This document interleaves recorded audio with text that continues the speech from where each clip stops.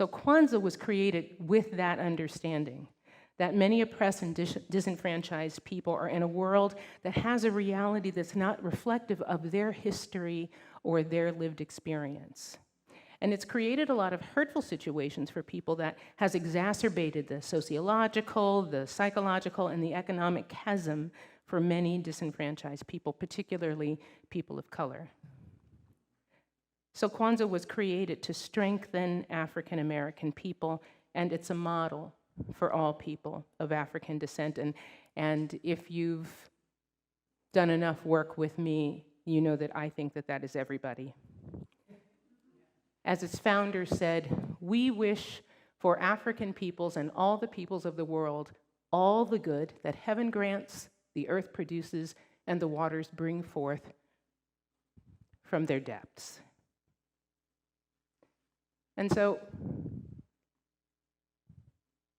Kwanzaa grew out of an act that was needed. It was a radical act of freedom, an instrument of freedom, a celebration of freedom, and a practice of freedom. It was an act of self-determination and self-authorization, a means of cultivating and expanding consciousness and commitment, a righteous reveling in our recaptured sense of the sacredness, soulfulness, and beauty of our Black selves, and the practice of principles that engender and sustain liberated and liberating ways to understand and assert ourselves in the world. That is what the founder of Kwanzaa said when it was created. Now, I remember last week and the week before, Deanne mentioned in past weeks that we need to hold joy to move us through some challenging times. She said, in its truest expression, joy transforms difficulties into blessings and heartache into gratitude.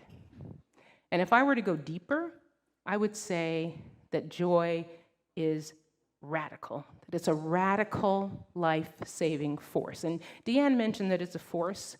For people of color, it has been a life-saving, radical force. And so sometimes when I hear people say, oh, I know those people had some really bad times, but look, they sing and they dance, and so life must not be so bad because they seem to be really happy. But I would say that joy is a life-saving radical act that has allowed people who have been oppressed to move through and to hold out through challenging times. It's not that if we have joy, we don't have a challenge. It's not that we can be aware of the challenges that other people have, and as long as they don't touch us, we can be joyful. It's that we use the force of joy to be able to help us to hold out.